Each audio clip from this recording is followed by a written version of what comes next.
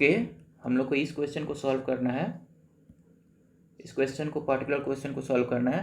तो क्या करेंगे इसके लिए? तो देखो यहाँ पे 2 to the power 2x को वैसे ही लिख देते हैं, इसको ऐसे लिख सकते हैं 2 to the power 2x, और इस 2 to the power x+2 को लिख सकते हैं 2 to the power x into 2 to the power 2 -32। कौन सा स्टेप यूज किए हम लोग इसमें? ये जो हम लोग पढ़े थे, किसमें पर एक्सपोनेंट में पढ़े थे, a⁴m+n को हम लोग लिख सकते हैं a⁴m इंटू a⁴n। इसमें कोई परेशानी नहीं है, तो इसलिए हम लोग ऐसा लिख सकते हैं। अब इसको कैसे लिख सकते हैं? 2 to the power 2x को कैसे लिख सकते हैं? 2 to the power x और इसका पावर लिख सकते हैं 2, ऐसे लिख सकते हैं इसको।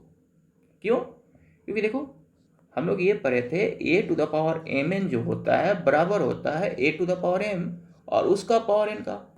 याद करो एक्सपोनेंट में जो एक्सपोनेंट या डिग्री उसको बोलते हैं, तो उसको हम लोग पढ़े थे, तो ऐसा हम लोग करते थे, ये हम लोग जानते हैं ऐसा होता है, तो उसी का हम लोग यूज़ कर रहे हैं यहाँ पे।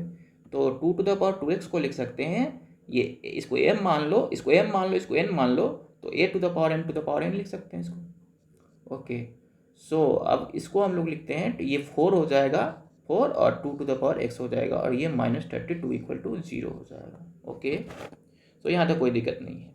अब आगे बढ़ते हैं, और हम लोग यहाँ इस स्टेप में क्या करते हैं, late 2 to the power x = t। तो 2 to the power x = t क्यों मान रहे हैं? तो देखो आगे क्यों मान रहे हैं। इससे क्या हो रहा है, 2 to the power x = t मानने के बाद t² +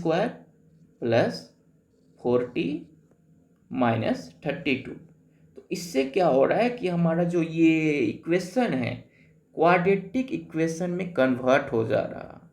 तो जैसे ही हम 2x को क्या देख रहे हैं, t देख रहे हैं। ओके, अब क्या करेंगे, हम लोग फैक्टराइज करेंगे, इसको फैक्टराइज करके सॉल्यूशन की बातचीत करेंगे।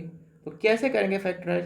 40 को हम लोग ब्रेक करेंगे, इस तरीके से ब्रेक करना है कि इसको ऐड करने पे 40 आ जाए, और जो हम लोग मल्टीप्लाई करें तो -32 आ जाए। तो है हमारे पास ऐसा नंबर, +8t लिख सकते हैं इसको, 40 के जगह पे -40 लिख सकते हैं इसको। ये 40 है बेसिकली, और ये -32 = 0। ओके, अब हम लोग क्या करेंगे, नेक्स्ट स्टेप में t कॉमन ले लेते हैं, तो यहाँ पे t + 8 हो जाएगा, और यहाँ -4 कॉमन ले लेते हैं, तो यहाँ पर t + 8 हो जाएगा = 0।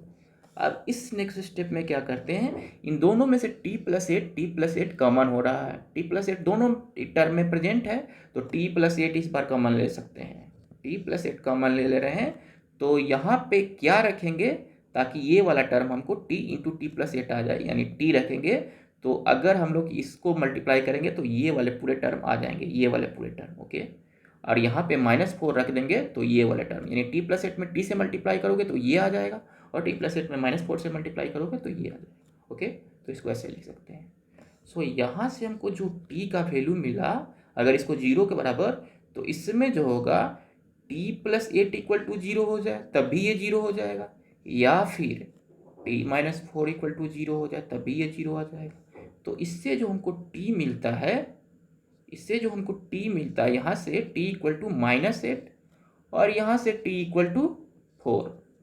ओके, अब यहाँ पे एक और, अब हमारे पास t = 2 ऑप्शन है, तो अब चेक करना पड़ेगा कौन सा वैलिड होगा। तो 2, अब पहला t को 4 t = -8 के लिए अगर ले लेते हैं हम लोग, तो t क्या था हमारा, यहाँ पे t = 2x था, 2 to the power x = -8। अब तो ये प्रॉब्लम हो गया। क्यों प्रॉब्लम हो गया? देखो कभी भी जो है a⁴m जो है, a⁴m, a चाहे कुछ भी हो, निगेटिव हो या पॉजिटिव हो, फर्क नहीं पड़ता है। सॉरी, a अगर पॉजिटिव हो, हाँ देखो यहाँ पे, अगर a पॉजिटिव है, तो उसका कोई भी पावर ले लो, 2 ले लो या 3 ले लो, कोई भी पावर ले लो, ये पॉजिटिव ही आएगा। तो 2 to the power x हमेशा पॉजिटिव आएगा, ये कभी निगेटिव नहीं है। चाहे x का कोई वैल्यू ले लो, निगेटिव ले लो या पॉजिटिव ले लो, x का -3 -4 रख दोगे तब भी ये पॉजिटिव ही आएंगे, ऑलवेज। तो ये हमेशा पॉजिटिव आएगा, और इसके बराबर कह रहा है कि -8 है, तो चूंकि 2 के ये हमेशा किसी भी x का वैल्यू के लिए हमेशा ये पॉजिटिव, इधर LHS पॉजिटिव आएगा हमेशा। सो ये जो सॉल्यूशन है exist, solution in this case does not exist, solution in this case doesn't exist, नहीं एग्जिस्ट करेगा क्योंकि LHS हमेशा पॉजिटिव और RHS जो है निगेटिव है, तो कभी एग्जिस्ट ही नहीं करेगा। अब केस 2 वाला देख लो, फॉर t इक्वल टू 4, तो t इक्वल टू 4 रखेंगे तो यहाँ पे 2x इक्वल टू 4 आ जाएगा। ओके, 2x इक्वल टू 4 आ जाएगा, तो इसको हम लोग थोड़ा रब कर लेते हैं, इसको इधर रब कर लेते हैं थोड़ा सा स्पेस करने के लिए। ओके, अब इधर इसको कर देते हैं इधर, तो 2x इक्वल टू 4 है, तो ये जो 2x इक्वल टू 4 है, तो इसको हम लोग लिख सकते हैं 2x उसी तरह से रहेगा, और इसको हम लोग 4 को लिख सकते हैं 2 टू द पावर 2। तो इस तरीके से हम लोग का जो ये कंपैरिजन कर लेंगे, 1 to 1 कंपैरिजन, 2 बराबर है तो x उसका जो पावर है वो भी बराबर होना चाहिए, x इक्वल टू 2। सो हमारा ये आंसर हो गया।